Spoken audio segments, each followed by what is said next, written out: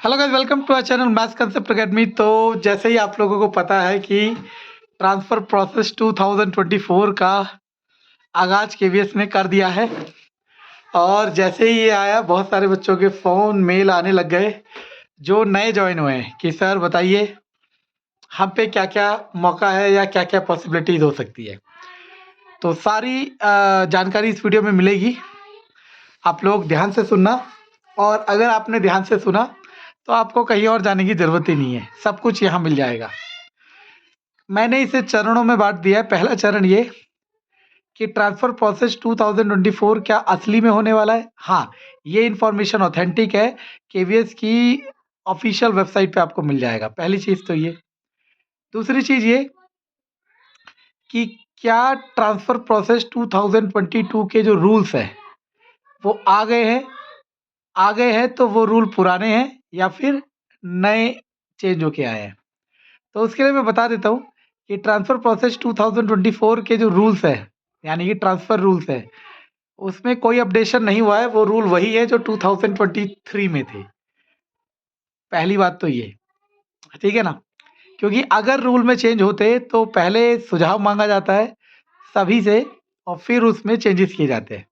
तो 2023 वाली पॉलिसी ही अभी लगेगी। पुराने वाले तो सारे जानकार हैं, पुराने जो लगे हुए हैं वो तो सभी जानते हैं कि क्या-क्या है। नए वालों को बताते हैं।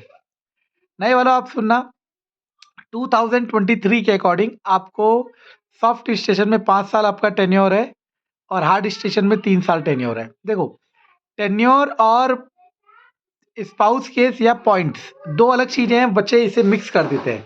पहली चीज़ तो ये कि जो आपको स्पाउस केस होता है या फिर मेडिकल ग्राउंड का जो केस होता है, कोई सा भी केस होता है, उसमें आपको पॉइंट्स बेनिफिट मिलता है और पॉइंट्स बेनिफिट आप जब भी अप्लाई कर सकते हैं जब आप टेन्योर पूरा कर चुके हैं। मान लो मैं एक एम्प्लॉय हूँ, नई जॉइनिंग जिसकी लगी है, अगर उनके स्पाउस केवीएस में भी है, चाहे गवर्नमेंट जॉब में है, उनका स्पाउस केस तो बन रहा है, लेकिन जब तक मेरा सॉफ्ट स्टेशन का 5 साल पूरा नहीं होगा अकॉर्डिंग टू पॉलिसी 2023 या फिर हार्ड स्टेशन का 3 साल पूरा नहीं होगा, तब तक वो एलिजिबल नहीं होंगे।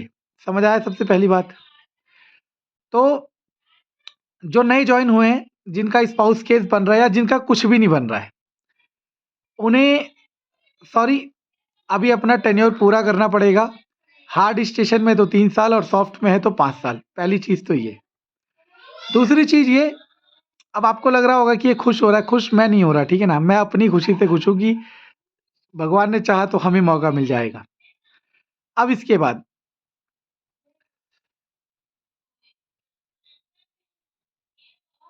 हाँ, अब इसके बाद अब नई जॉइनिंग वालों पे फिर भी एक ऑप्शन होता है, देखो। अच्छा, ये भी पूछा जा रहा है नई जॉइनिंग वाले कि सर हम ट्रांसफ़र फॉर्म भरेंगे। ट्रांसफ़र फॉर्म सबको भरा जाता है। देखो 2 चीज़ें होती है, एक होता है ट्रांसफ़र और एक होता है डिस्प्लेसमेंट ट्रांसफ़र। तो जो एलिजिबल है, जिनके टेन्योर पूरे हो चुके हैं, वो तो ट्रांसफ़र भरेंगे कि कहाँ-कहाँ लेना चाह रहे हैं।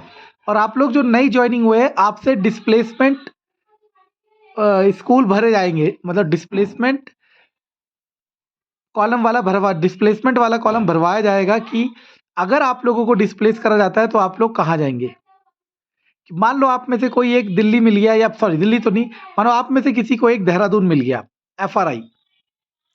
एफआरआई मेरे घर के पास है और मैं माँग रहा हूँ एफआरआई और मैं हार्ड स्टेशन करके आ रहा हूँ, तो मुझे तो डेफ़िनेटली एफआरआई मिलेगा। तो वहाँ से वो उठेगा जो वहाँ पे नया है, ठीक है ना? तो उसे वहाँ से उठाएँगे और कहीं भी फेंकेंगे। तो अगर डिस्प्लेसमेंट वाले ट्रांसफ़र को अगर आप पॉजिटिवली ले तो ये एक आपके पास चांस है। क्या चांस है कि आप क्या कर सकते हो, डिस्प्लेसमेंट में सारे के सारे हार्ड स्टेशन भरना। अब कोई लालच करके ये मत कर देना कि मैं अपने नानी के घर के पास वाला स्कूल भर देता हूँ। अगर वो डिमांडिंग होगा तो वो नहीं मिलेगा, क्योंकि वो कोई और माँग रहा होगा।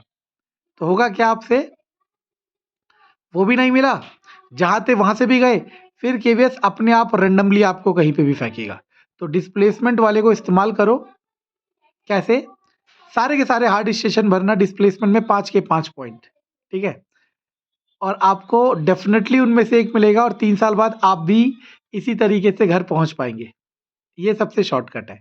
बाकी अभी ट्रांसफ़र पॉलिसी आने वाली है और हमें तो पूरा यकीन है और पता है कि वो 2023 वाली ही रहेगी।